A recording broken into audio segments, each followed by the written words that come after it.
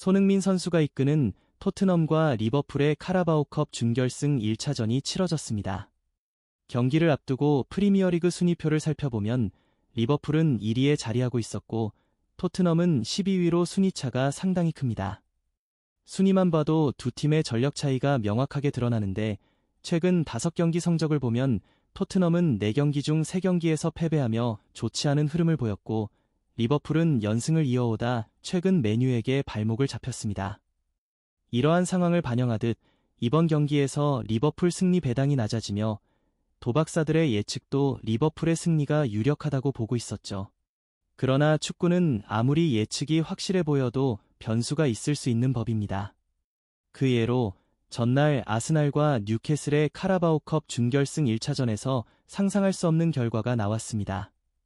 원정팀 뉴캐슬이 아스날을 꺾으면서 아스날 승리 배당이 1.65였음에도 불구하고 역배당인 5.25가 터지며 축구 팬들을 깜짝 놀라게 했습니다.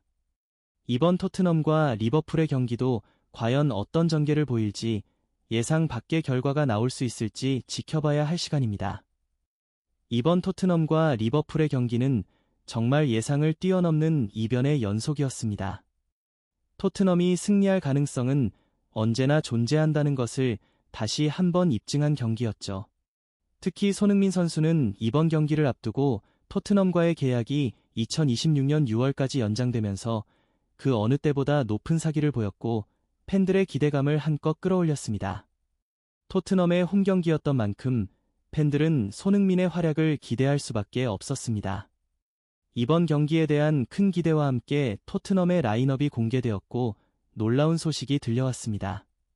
바로 양민혁 선수가 명단에 포함되었고 그의 등번호는 18번으로 확인되었습니다. 1군에서 훈련 중인 양민혁이 이번 경기에 출전할 가능성도 있다고 전해졌습니다. 후반 교체 투입에 대한 기대감이 커졌죠. 토트넘 호스퍼는 포로, 드라부신, 사이먼, 스펜스로 구성된 수비진과 킨스키가 골키퍼로 출전하는 가운데 경기를 시작했습니다.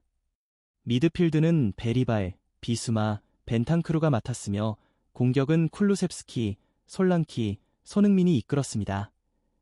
존스는 벤치에서 대기하며 이번 경기를 함께 준비했습니다. 그럼에도 불구하고 양민혁의 벤치 대기는 팬들에게 큰 기대감을 불러일으켰습니다. 리버풀은 조타를 최전방에 놓고 각포, 존스, 살라를 앞세운 4-2-3-1 포메이션을 선택했습니다. 경기가 시작되자 손흥민의 멋진 패스가 나오며 리버풀의 골키퍼가 세이브를 했지만 토트넘의 공격은 끊임없이 리버풀의 수비를 압박했습니다. 특히 콘사가 패스미스를 하며 리버풀의 주장 반다이크는 동료들에게 수비에 집중할 것을 촉구했습니다. 이후 코너킥 상황에서 손흥민에게 공이 주어졌고 그는 드라부신에게 패스를 전달, 드라부신의 슈팅은 골대 안으로 들어갔으나 키퍼의 선방에 막히고 말았습니다. 손흥민의 위협적인 패스는 정말 인상적이었다며 비평가들도 극찬을 아끼지 않았습니다. 하지만 드라구신 공격수가 아니기에 팬들은 그에게 아쉬운 마음을 표현했습니다. 이번 경기는 결국 손흥민의 패스와 드라구신 기회를 놓친 아쉬움으로 기억될 것입니다. 토트넘과 리버풀의 치열한 카라바오컵 준결승 1차전에서 놀라운 장면들이 펼쳐졌습니다. 특히 벤탄크루가 코너킥 상황에서 갑자기 머리를 맞고 그라운드에 쓰러지는 모습을 보였습니다. 그는 약 10분 동안 일어나지 못했으며 이를 지켜보던 손흥민은 걱정스러운 표정으로 벤탄크루를 바라봤습니다. 최근 좋은 폼을 보여주던 벤탄크루의 부상은 팬들에게 큰 안타까움을 남겼습니다. 이어서 살라는 리버풀 공격에서 중요한 역할을 하며 크로스를 올렸고 스펜스는 몸을 던져 이를 막아냈습니다. 오늘 스펜스는 살라의 공격을 잘 차단하는 중요한 역할을 맡고 있음을 알 수 있었습니다. 17분 킨스키 골키퍼는 조타의 압박을 받으며 실수할 뻔했지만 그는 큰 키를 이용해 공을 간신히 처리하며 실수를 피했습니다. 그와 함께 18분에는 솔랑키가 열심히 전방에서 압박을 가하며 활발한 플레이를 이어갔습니다. 비록 다른 면에서는 부족함이 있었지만 그의 끊임없는 전방 압박은 눈에 띄었습니다. 20분 쿨루셉스키가 역습 상황에서 공을 잡았을 때 손흥민은 여유롭게 공간으로 뛰어들며 다음 공격 기회를 노렸습니다. 이 모든 장면들은 팬들에게 큰 기대감을 주며 경기는 계속해서 흥미진진한 상황을 연출했습니다. 만약 해리 케인이었으면 아마 그 기회를 완벽하게 마무리했을 것입니다. 그러나 쿨루셉스키는 그런 크로스를 올릴 능력이 부족한 상황이었고 결국 패스를 시도했지만 리버풀 수비진의 압박 속에서 손흥민에게 프리킥 기회를 전달하는 데 실패했습니다. 쿨루셉스키가 과연 세계적 수준인가? 그의 현재 기량을 봤을 때 세계적 수준에 도달하기엔 아직 부족한 점이 많아 보입니다. 그런 중요한 기회를 넘기면서 그의 한계가 드러났습니다. 21분, 손흥민은 박스 안으로 침투하며 브래들리와 1대1 기회를 맞았습니다. 그리고 그의 특유의 개인기로 브래들리를 제치고 앞으로 나아갔습니다. 브래들리가 다리를 쭉 뻗었지만 손흥민은 침착하게 공간으로 침투하고 있는 솔랑키에게 정확한 패스를 넣어줬습니다. 그러나 솔랑키는 또다시 기회를 놓쳤습니다. 이전에 존슨이 그에게 힐킥으로 패스를 주었을 때는 성공했지만 이번엔 손흥민의 패스를 힐킥으로 처리하려다 알리 손키퍼에게 막히고 말았습니다. 솔랑키는 도대체 몇 번의 골 찬스를 날려먹는 걸까요? 손흥민의 완벽한 패스를 받으면서도 그 기회를 살리지 못한 솔랑키에게 실망감을 감출 수 없었습니다. 그의 부족한 결정력은 팬들에게 큰 아쉬움을 남겼습니다. 손흥민 선수의 떠먹여주는 패스를 골로 연결하지 못한 솔랑키에 대해 스카이 스포츠의 피터 스미스는 강하게 비판했습니다. 이번 경기 첫 번째 토트넘이 골을 넣을 수 있는 기회였지만 솔랑키는 손흥민의 크로스를 골로 연결하지 못했다. 토트넘은 활기차 보이고 홈팬들은 그들에게 함성을 지르고 있다. 고 전하며 솔랑키가 기회를 놓친 것을 아쉬워했습니다. 반면 BBC의 반응도 비슷했습니다. 토트넘은 다시 반대편 측면으로 내려왔고 손흥민이 왼쪽에서 패스를 밀어 넣었지만 솔랑키가 압박을 받아 공을 아슬아슬하게 골대 안으로 넣지 못했다. 클로즈골에 가까웠다는 점을 언급했습니다. BBC 역시 솔랑키의 결정력 부족을 비난하며 손흥민의 패스 능력은 칭찬했습니다. 손흥민의 완벽한 패스를 놓친 솔랑키는 비판의 중심에 섰고 그로 인해 토트넘은 아쉬운 기회를 놓쳤습니다. 또한 리버풀의 콘사가 부상을 당하면서 일본의 주장 엔도가 투입되는 모습도 보였습니다.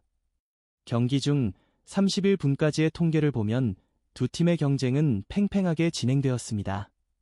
토트넘은 57%의 점유율을 기록하며 슈팅 2개를 날렸고 리버풀은 1개의 슈팅을 기록했습니다. 준결승 1차전이라 공격에 미친 듯이 나서는 모습은 없었고 엔지 감독은 경기를 잘 운영하고 있는 모습을 보여주었습니다. 31분까지의 경기는 안정적이었으며 아치 그레이의 활약도 눈에 띄었습니다. 스펜스 오늘 경기에서 살라를 등딱으로 막아내는 인상적인 장면을 선보였습니다. 그가 계속해서 경험을 쌓으며 레벨업을 하는 모습은 팬들에게 큰 기대감을 안겨주었는데 그의 포텐셜이 완전히 터진다면 어떤 선수가 될지 더욱 기대되는 순간이었습니다. 하지만 36분, 솔랑키는 또 한 번의 실수를 범했습니다. 손흥민이 공간으로 진입하고 있었고 모든 시선이 반대편에 집중된 상황에서 해리 케인이었으면 완벽하게 떨어지는 패스를 넣었겠지만 솔랑키는 그저 좁은 시야와 제한적인 패스 능력을 드러내며 아쉬움을 남겼습니다. 1130억 원이라는 큰 금액을 주고 영입한 선수가 이 정도라니 전방 압박에서의 노력은 인정하지만 패스 능력은 기대에 못 미쳤습니다. 솔직히 말해 솔랑키는 그저 엔지 감독이 전방 압박 능력을 높게 평가하여 데려온 것 같습니다. 그의 패스 능력은 정말 실망스러웠습니다. 다음 장면에서는 쿨루세프스키 공간으로 뛰어든 솔랑키에게 패스를 넣었지만 조금 길었던 패스 덕분에 손흥민은 알리송 키퍼의 가슴에 맞고 말았습니다. 전반전에서 셉세비는 기대 이하의 모습을 보였고 이는 경기의 흐름에 영향을 미쳤습니다. 그리고 벤탄쿠르가 부상으로 교체되며 존슨이 투입됐지만 존슨은 공격에서는 전혀 활약하지 않았고 대신 수비에서만 눈에 띄는 모습을 보였습니다. 존슨은 역시 수비에만 집중하는 편이 더 나은 것 같다는 생각이 듭니다. 리버풀이 왼쪽에서 돌파하며 컷백을 시도했지만 토트넘의 수비는 완벽하게 준비되어 있었습니다. 베리바리는 미친 수비를 선보이며 리버풀의 컵백을 완벽하게 차단했고, 오늘 경기에서 토트넘의 수비는 리버풀의 공격을 철저히 봉쇄하고 있는 모습이었습니다. 44분, 또다시 프리킥 상황에서 토트넘은 잘 막아냈습니다. 손흥민 선수가 역습을 준비하며 달려갔고, 존슨은 패스를 시도했지만 그 패스는 너무 길었습니다. 손흥민에게 바로 연결될 수 있었던 기회를 놓친 존슨은 결국 역습 찬스를 날려버렸습니다. 정말 이 솔랑키와 존슨 뭐 하는 거냐고요? 손흥민 선수가 이 두 선수로 인해 제대로 자신의 클래스를 보여주지 못하고 있다는 점이 너무 아쉬웠습니다. 반박할 거면 정확한 출처나 장면을 제시해보세요. 알겠죠? 그 후 살라는 박스 안에서 컵백을 받아 먹으려 했지만 오늘 토트넘의 수비는 확실히 살라를 잘 막아내며 골을 허용하지 않았습니다. 그리고 추가 시간 11분이 주어졌습니다. 전반 추가 시간 4분, 존슨은 솔랑키에게 패스를 주지 않고 그냥 슈팅을 날려버렸고 그 슈팅은 수비 2명에 맞고 말았습니다. 존슨, 진짜 이 선수는 도대체 뭐 하는 건가요? 계속해서 미친 모습을 보여주고 있는 존슨, 정말 잘못 산 것 같다는 생각이 듭니다. 그 후 추가 시간 8분에 손흥민이 올린 크로스는 베리바리가 헤더로 이어졌지만 너무 약한 헤더였고 키퍼에게 막히고 말았습니다. 결국 전반이 끝난 후 전반 통계를 보면 토트넘은 점유율에서 밀리며 42%, 리버풀은 58%를 기록했습니다. 슈팅 수는 토트넘 4개, 리버풀 7개였고 양 팀의 유효 슈팅은 겨우 2개에 불과했습니다. 전반전에서 팽팽한 경기가 펼쳐졌고 손흥민 선수는 키패스 2개로 팀을 이끌었습니다. 리버풀과 같은 강팀을 상대로 경기를 할 때 셉세비와 같은 선수들은 키패스 공개를 기록하며 경기에서 큰 영향력을 미치지 못했습니다. 반면 손흥민은 한 번의 완벽한 패스를 떠먹여 주었으나 솔랑키는 그 기회를 살리지 못했습니다. 베리발도 역시 키패스를 기록하며 좋은 모습을 보여주었습니다. 전반 평점에서는 손흥민이 7.1점으로 최고 평점을 기록했고 베리발은 두 번째로 높은 점수를 받았습니다. 그러나 쿨루세프스키 6.4점으로 최악의 평가를 받았고 솔랑키도 평점이 낮아 그만큼 손흥민의 패스가 제대로 활용되지 않았음을 보여줍니다. 경기 운영을 잘 해온 토트넘으로서 후반전에서 골이 나온다면 충분히 승리할 수 있는 내용이었죠. 후반전 시작과 함께 손흥민은 리버풀의 풀백 브래들리를 강하게 압박하는 모습을 보여주었고 51분 존슨이 치미카스와의 경합에서 발을 밟히는 장면이 포착되었으나 주심은 경고를 꺼내지 않았습니다. 그 후 56분 베리바리는 정말 미친 활약을 보여주었는데 알리송까지 압박하며 실수를 유발한 뒤 알리송의 패스미스로 포로에게 첫 번째 골 찬스가 주어졌습니다. 그러나 포로는 성급하게 슈팅을 날리며 기회를 놓쳤고 그 후 베리바리가 또 포로에게 패스를 해주었지만 칩샷이 아쉽게 빗나갔습니다. BBC는 베리바리가 자기 진영에서 알리송을 압박했고 그로 인해 포로에게 2번의 훌륭한 기회가 생겼다며 그의 활약을 인정했습니다. 불행히도 토트넘은 2 기회를 모두 낭비하고 말았습니다. BBC는 리버풀도 좋은 순간이 있었지만 전반전에서는 토트넘이 더 나은 팀이었고 앞서가는 것이 마땅했다라며 토트넘의 경기력이 리버풀을 압도했다고 평가했습니다. 토트넘의 감독 엔젤은 포로가 놓친 결정적인 골을 보고 무릎을 꿇고 머리를 땅에 박으며 실망감을 감추지 못했습니다. 67분 세브세비는 박스 안에서 공을 끌며 이협적인 패스를 전혀 만들어내지 못하는 모습을 보였고 70분에는 드라구신이 리버풀의 중거리 슛을 골대 안으로 들어가지 않도록 막아내며 팀을 구하는 장면이 있었습니다. 이어 71분 부상 의혹을 안고 있던 손흥민 대신 베르너를 투입하며 엔젤 감독은 공격의 활로를 찾기 위한 변화를 시도했습니다. 손흥민 선수는 절규하며 교체 아웃되었습니다. 너무 안타까운 순간이었죠. 76분 포로의 패스를 받은 솔랑키는 뒷공간을 침투하며 골을 넣었지만 아쉽게도 오프사이드 판정이 내려졌습니다. 그 후 솔랑키의 도움을 받은 베리발이 골을 넣으며 토트넘은 1대0으로 앞서가게 되었는데요. 베리발은 오늘 정말 열심히 뛰었고 결국 경기의 주인공이 되었습니다. 오늘 경기는 제 예상대로 맨유와의 경기를 이겨야 했지만 그 대신 리버풀이 고전하는 모습을 보였고 손흥민의 완벽한 패스를 솔랑키가 넣지 못한 아쉬운 장면도 있었습니다. 그러나 베리발 덕분에 토트넘은 결국 승리를 거두었죠. 엔젤 감독은 경기 운영에서 큰 역할을 보여준 경기였다고 평가할 수 있겠습니다. 2차전에는 로메로와 반더벤이 복귀할 예정이라 더 큰 기대감을 주고 있는 토트넘.